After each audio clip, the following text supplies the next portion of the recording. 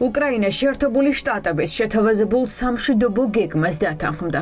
დასავლური მედია ამერიკის ოფიციალურ პირებზე დაყრდნობით წერს, რომ ტრამპის ადმინისტრაციის მიერ შეთავაზებულ სამშვიდობო გეგმაზე თანხმობა განაცხადა. თუმცა უმნიშვნელო დეტალებზე შეთანხმება ჯერ კიდევ მისაღწევია.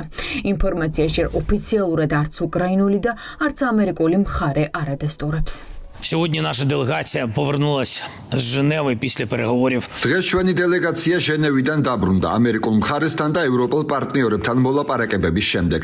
ახლა ომის დასასრულებლად აუცილებელი ნაბიჯების სია შეიძლება განხორციელდეს. ამ დროისთვის ჟენევის შემდეგ ნაკლები პუნქტია. აღარ არის 28 და ამ ჩარჩოში ბევრი სწორი ელემენტია გათვალისწინებული.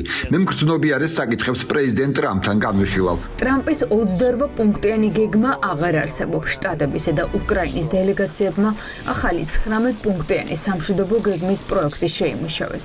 ტრამპის ადმინისტრაცია უკრაინისგან ტერიტორიების დათმობას გადაჭრით აღარ ითხოვს. არც არმიის შემცირებას და არც სუვერენიტეტის დათმობას. გავლენიანი გამოცემა Financial Times უკრაინის მთავრობაზე დაყრდნობით წერს, რომ ჯერ კიდევ ღია რჩება ტერიტორიული საკითხები, რომელიც ორ პრეზიდენტს შორის გადაწყდება. ზელენსკი მზად არის ტრამპს ვაშინგტონში პირადად შეხვდეს. ჟენევაში გამართული მოლაპარაკებებისას შეერთებული შტატებისა და უკრაინის დელეგაციებმა პოლიტიკურად მგრძნობიარე საკითხები ქვეყნების პრეზიდენტებისთვის განსახილველად დატოვეს. მოლაპარაკებები დაძაბული, მაგრამ პროდუქტიული იყო.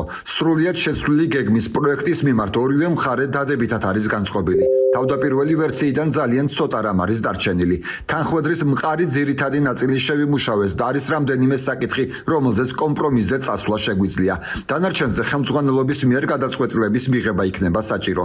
ისინი დათანხმდნენ, რომ გაჟონილ ვერსიაში დაფიქსირებული უკრაინის არმიის რაოდენობა აღარ განიხილება. ამ საკითხზე მოლაპარაკებებს სამხედროები გააგრძელებენ.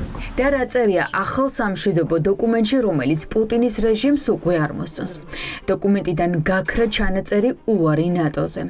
ცვლილება არ შევა არც ნატოს წესდებაში, რომ აღმოსავლეთით არასდროს გაფართოვდება. ეს კრემლისთვის წითელი ხაზია. პუტინის თანაშემწე ადასტურებს, რომ ახალი გეგმა კრემლში არ მოსწონთ, მაგრამ მათთვის მისაღები იყო ის 28 პუნქტიანი გეგმა, რომელიც გაირკვა, რომ პირადად ჯეიდი ვენსმა მოამზადა. У нас есть каналы общения с американскими. ჩვენ გვაქვს ამერიკელ კოლეგებთან ურთიერთობის არხები და ველოდებით გეგმის იმ ვარიანტს, რომელსაც ჩათვლიან შუალედურად ევროპასა და უკრაინელებთან შეთანხმების დასრულების ფაზის თვალსაზრისით. მაშინ გადავხედავთ, რადგან თუ ამოღებული იქნება ანკორიჯის სულისკვეთება, სიტუაცია სხვანაირი იქნება. ჟენევის მოლაპარაკებების წარმატებით დასრულების შემდეგ გირგავა, რომ შტატების არმიის მდივანი აბუ-დაბიში რუსეთის დელეგაციასთან შესახვედრად ჩავიდა. პოლიტიკო წერს, რომ დრისკოლმა აბუ-დაბიში ჩაიტანა უკრაინაში ომის დასრულების ამერიკული გეგმის ის ვარიანტი, რომელიც 23 ნოემბერს ჟენევაში შეათანხმეს. ამერიკელი სენატორები შტატებისგან უფრო ხის ნაბიჯებს ითხოვენ, რადგან ფიქრობენ, რომ შვიდობა არ იქნება, ვიდრე პუტინს სჯერა, რომ ლიდერის პოზიციაშია. ვაფასებ პრეზიდენტ ტრამპს და მის გუნდს მშვიდობის დამყარების მცდელობისთვის, თუმცა ჩემთვის აშკარაა, რომ მშვიდობა არ იქნება, სანამ პუტინს გონია, რომ მძღოლის სავარძელში იმყოფება. ის კაპიტულაციას მოითხოვს და არა მშვიდობას. პუტინისთვის ამის მიცემა მსოფლიოში უფრო მეტ აგრესიას წაახალისებს და ეს ყველა ჩვენგანს ცუდად დაუბრუნდება. თუ პუტინი გააგრძელებს ცეცხლის შეწყვეტის, კომპრომისეული სამშვიდობო წინააღმდეგობის უარყოფასა და დაჟინებით მოითხოვს კაპიტულაციას, მაშინ დროა, რომ ამერიკის შეერთებულმა შტატებმა და დანარჩენმა მსოფლიომ კარტებით სხვანაირი თამაში დაიწყონ.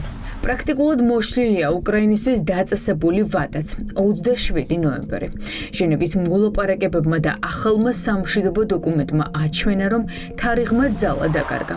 ტრამპს ომის სწრაფად დასრულება უნდა, რადგან თეთრ სახლში ღიად ამბობენ, რომ ამერიკის შეერთებული შტატები უკრაინის უსასრულოდ დახმარებას არ აპირებს.